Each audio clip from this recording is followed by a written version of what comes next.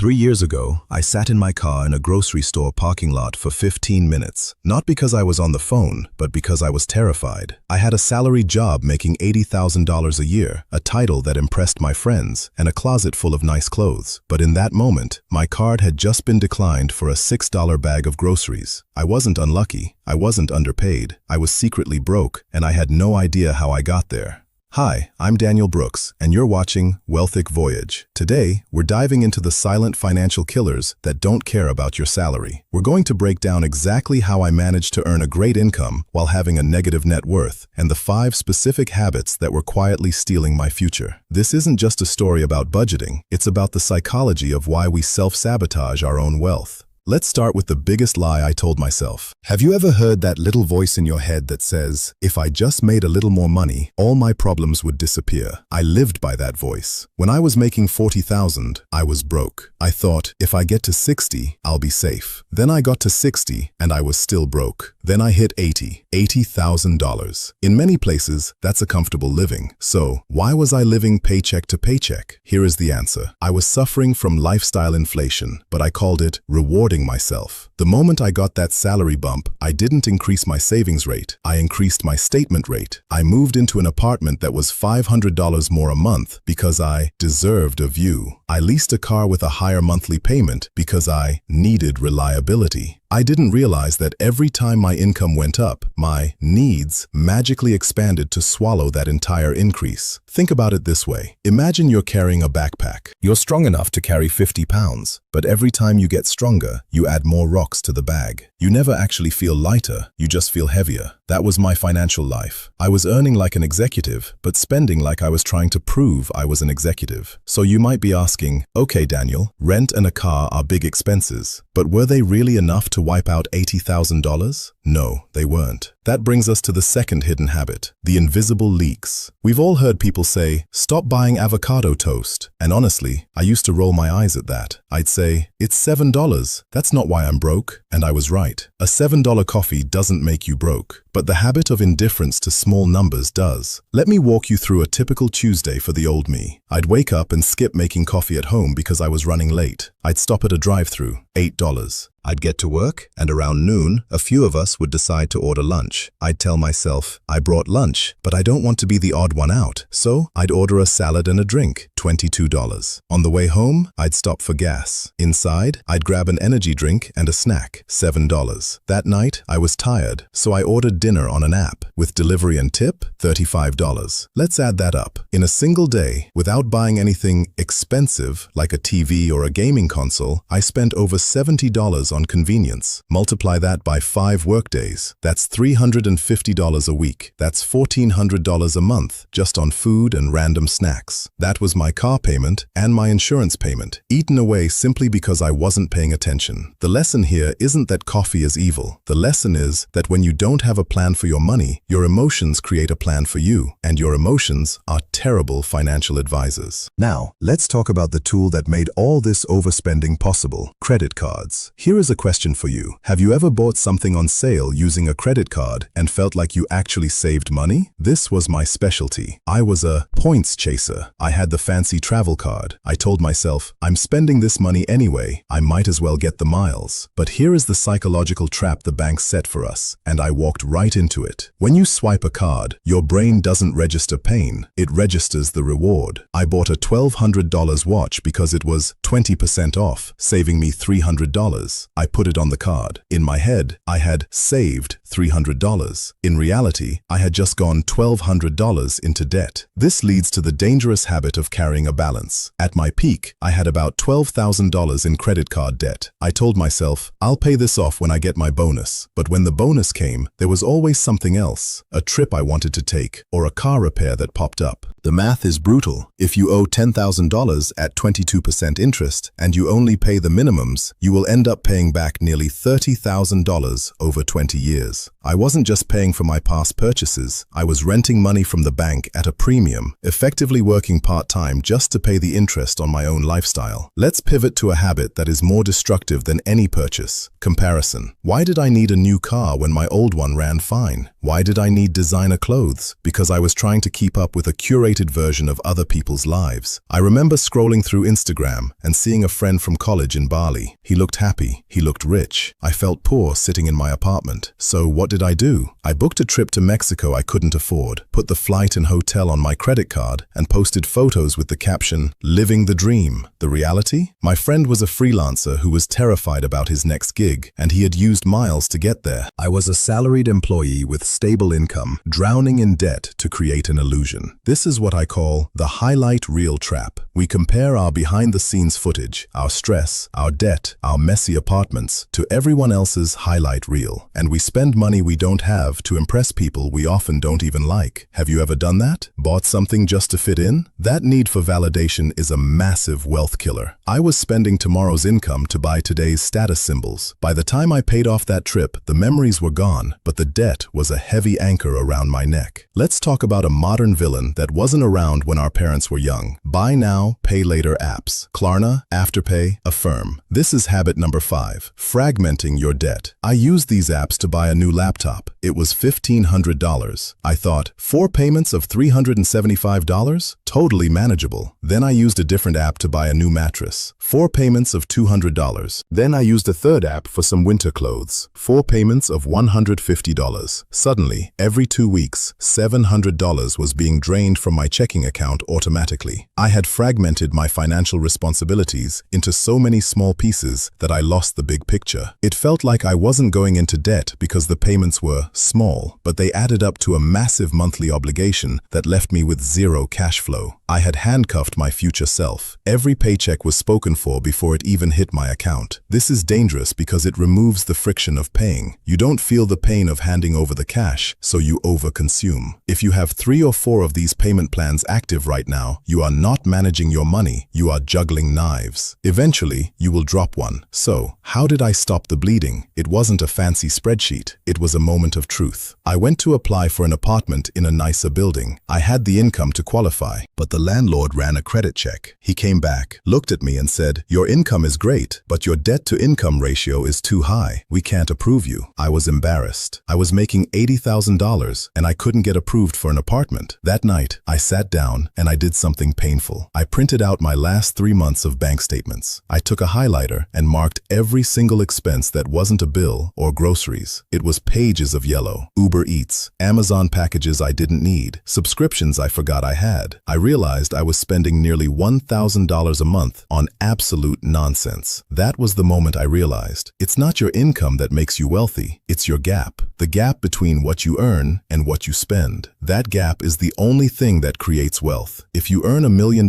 and spend $1,001, you are broke. If you earn $30,000 and spend $25,000, you are building wealth. I had a massive income and a negative gap. So, what did I do? I'll break it down simply so you can copy this. First, I cut up the credit cards. I switched to debit or cash for everything. If I didn't have the money in my checking account, I couldn't buy it. This reintroduced the pain of paying. It forced me to ask, is this coffee worth me not having this money for groceries later? Second, I attacked the subscriptions. I canceled the gym I never went to, the 3 streaming services, and the subscription box. That saved me $200 a month instantly. Third, I implemented the 72-hour rule. If I saw something I wanted to buy that wasn't a necessity, I forced myself to wait 72 hours. Most of the time, after 3 days, the emotional impulse was gone, and I realized I didn't actually want the item. Fourth, I automated my savings. I opened a high-yield savings account at a different bank so I couldn't see it every time I logged in. I set up an automatic transfer of $500 a month. I treated that transfer like a bill I had to pay. Within 1 year, I had paid off the credit cards. Within 2 years, I had a 6-month emergency fund. I was still making $80,000, but my life felt completely different. I wasn't stressed. I wasn't anxious. I had options. We've covered a lot today: the lifestyle inflation, the invisible leaks, the credit traps, and the comparison game. But if you take one thing away from this video, let it be this. Wealth is not what you see. Wealth is what you don't see. It's the money in the account you haven't touched. It's the paid-off car in the garage. It's the freedom to walk away from a toxic job because you have a safety net. When I was broke making $80,000, I looked rich, but I felt trapped. Now, I might drive an older car and I might pack my lunch, but I am free. Stop trying to look wealthy and start doing the boring, quiet work of actually building wealth. Your future self is begging you to make the right decision today.